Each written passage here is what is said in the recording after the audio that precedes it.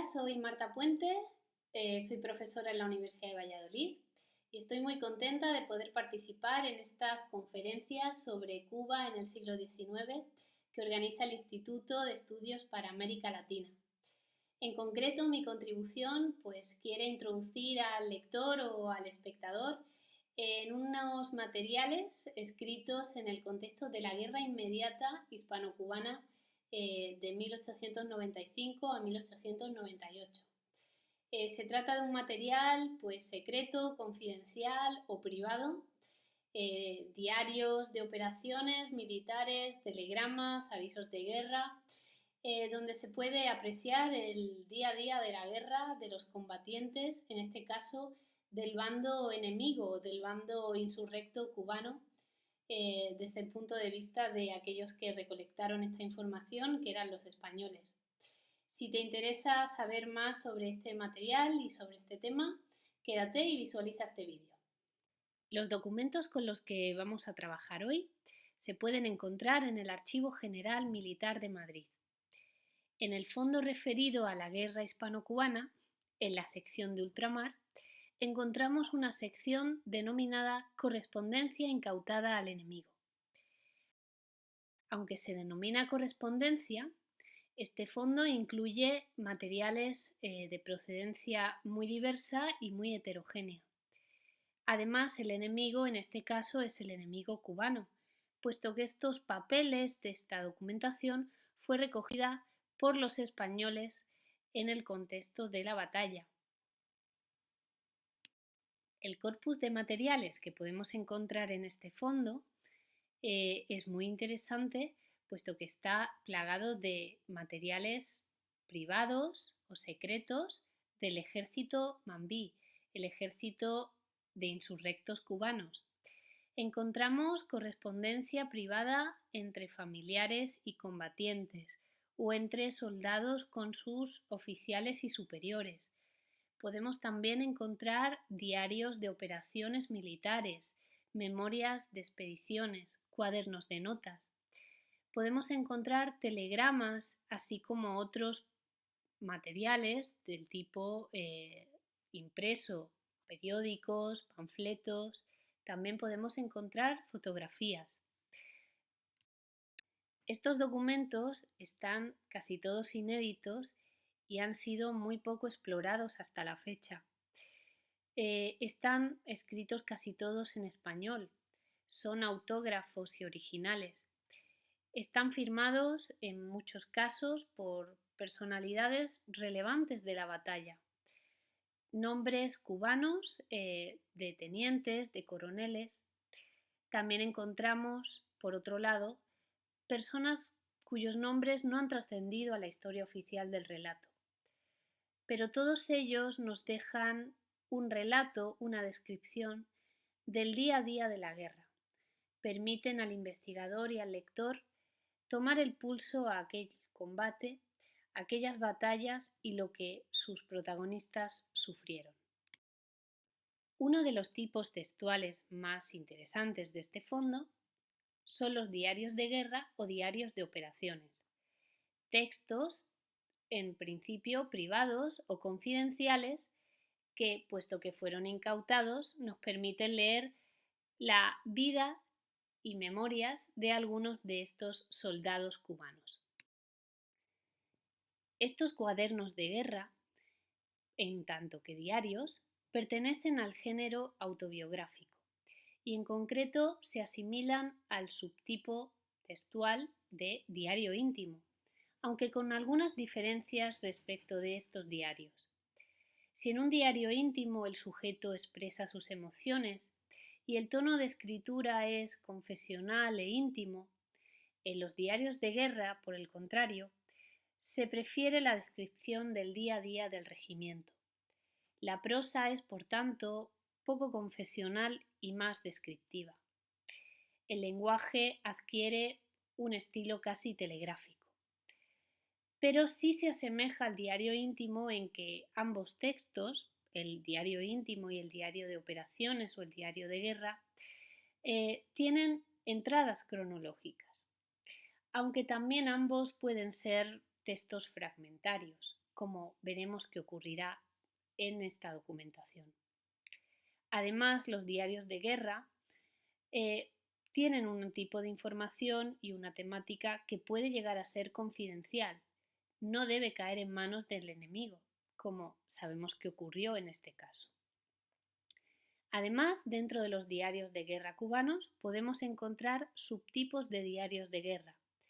Podemos encontrar diarios de operaciones militares de carácter oficial, diarios de operaciones, digamos, no ortodoxos, que siguen la estructura del diario de operaciones militar oficial, pero abandonan un poco la oficialidad cuando se tornan confesionales o íntimos por momentos, y también encontramos los relatos y memorias de viajes.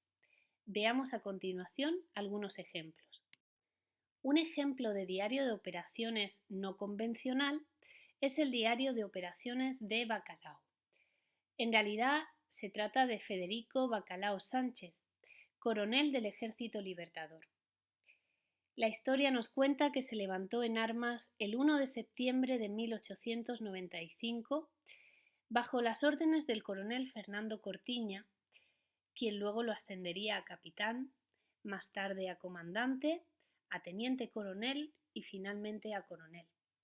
Encontramos en este archivo sus 4 cuadernos militares, ordenados además cronológicamente, desde septiembre de 1895 hasta enero de 1897. Gracias a la conservación de sus diarios de operaciones, el lector y el investigador podrá tener acceso al día a día en la batalla, a los combates durante estos años en la guerra hispano-cubana. Podrá tener acceso a esta información, además, desde una visión y un testimonio de primera mano, muy importante porque es un testigo ocular y vivencial y además de primer orden por el alto cargo militar que ostenta Bacalao Sánchez. Además, no solo tendremos acceso a esa información militar de las operaciones militares realizadas, sino también a la experiencia y a la vivencia personal que el líder deja plasmadas en sus hojas de las batallas históricas. Así vemos que el 15 de febrero de 1897 recibe una herida casi de muerte y escribe: a las 3 de la tarde me dan 2 balazos, uno de Mauser con la caña izquierda al lado de la muñeca pasándome el hueso, y el otro amarillo que me entra por el lado de la muñeca derecha y sale por codo, razón por lo que se me cae el rifle y me retiro de la línea de fuego. Paso la noche sobre una piedra sin poder estancar la sangre de una de las heridas. Quizá porque se ve al borde de la muerte, tal vez escribe o decide escribir entonces un poema de despedida a su madre. No sabemos si este poema lo escribe a razón de esta herida, pero podría ser muy probable. Encontramos el poema de despedida a su madre al final del cuaderno, escrito a lápiz, con muy mala caligrafía que hace casi ininteligible la lectura. Y escribe: deja tu corazón de muerte herido, basta de llanto el ánimo afligido, recobre su quietud, moro en la gloria y mi plácida hora a tu memoria. Lanza en la tumba su postrer sonido, dulce, melodioso y sordo silencioso, espiritual, puro y liviano, inocente, espontáneo, como el llanto que verterá al nacer ya un alma. Ya de la religión me cubre el alma.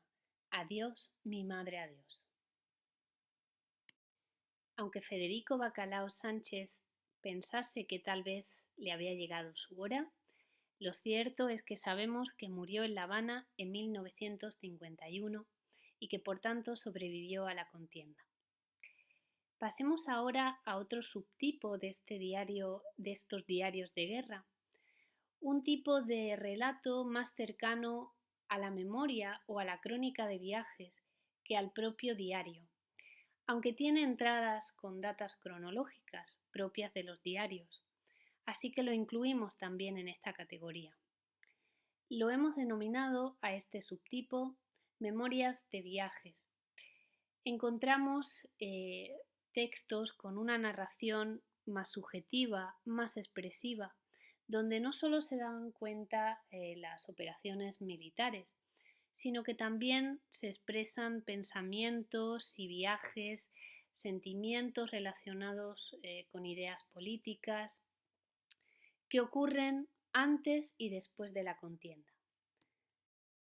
Por ejemplo, tenemos el diario de viaje de José Rutea, un hombre del que no sabemos nada, cuya biografía no hemos podido reconstruir. Tampoco sabemos si sobrevivió a la guerra. Sabemos, en cambio, que vivía en España y allí se encontraba cuando estalla la Revolución o la insurrección cubana, y que el 16 de diciembre de 1895 decide partir desde España hasta Francia primero y de allí a América. Leemos el 16 de diciembre de 1895. Salí de España a la 1 de la tarde del 16 de diciembre, llegando a Cervera a las 10 de la noche, pernoctando en dicho puerto, telegrafiando a París noticiando mi llegada. Un día después, el 18 de diciembre de 1895, describe su entrada al París nocturno de madrugada así: a las 5:30 de la mañana de con un frío de diciembre parisien, con el majestuoso silencio de las grandes capitales, cuyo atronador ruido durante el día hasta altas horas de la noche. Entré en París atravesando con la velocidad extraordinaria propio de los ferrocarriles franceses, en medio de las calles y barrios de los bordes de París, atravesados en unas partes por lámparas eléctricas. Pero por testimonio de José Rutea no solo conocemos sus impresiones acerca de las ciudades por las que pasó en estos momentos de finales del siglo, sino también conocemos acontecimientos históricos que nos ha legado la documentación sobre la guerra hispano-cubana y que podemos ahora revivir desde el testimonio íntimo y personal de uno de sus protagonistas. Así ocurre con el famoso episodio del naufragio del vapor Hawkins, una expedición orquestada por el general Calixto García desde Nueva York para llegar a Cuba con otros insurrectos cubanos en este vapor, que finalmente naufraga el 26 de enero de 1896. Así lo narra José Rutea, uno de los integrantes de esta expedición.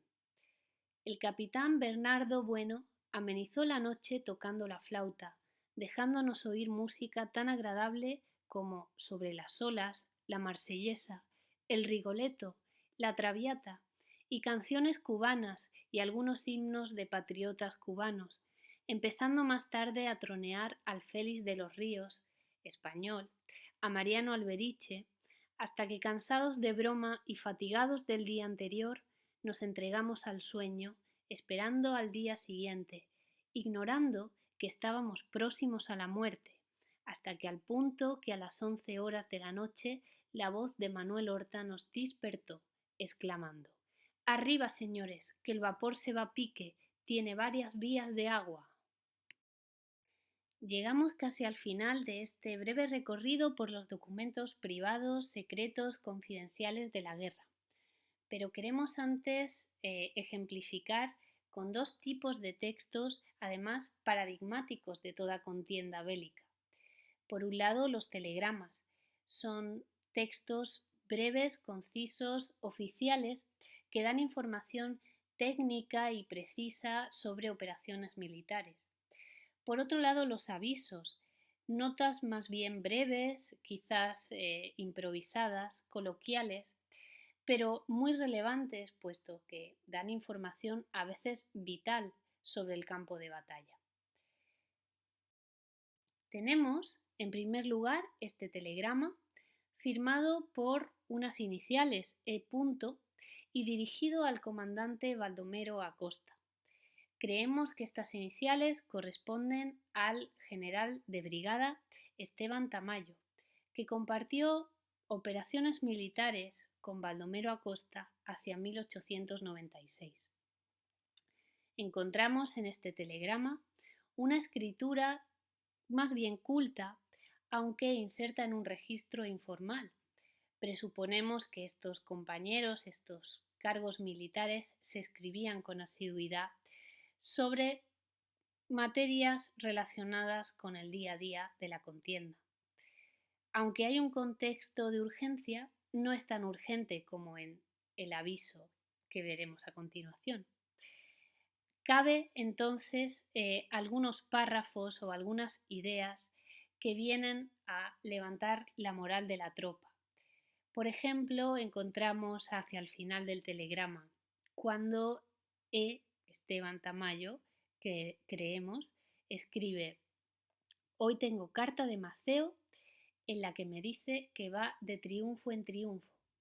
Y es que sabemos que Baldomero Acosta era hombre de confianza del general mayor Antonio Maceo, líder por antonomasia de esta guerra hispano-cubana. Además, inserta Esteban esta última frase: cuídate mucho y no seas loco. Piensa que los españoles son muchos y que un cubano vale por 20. Te quiere y abraza tu afectísimo Esteban.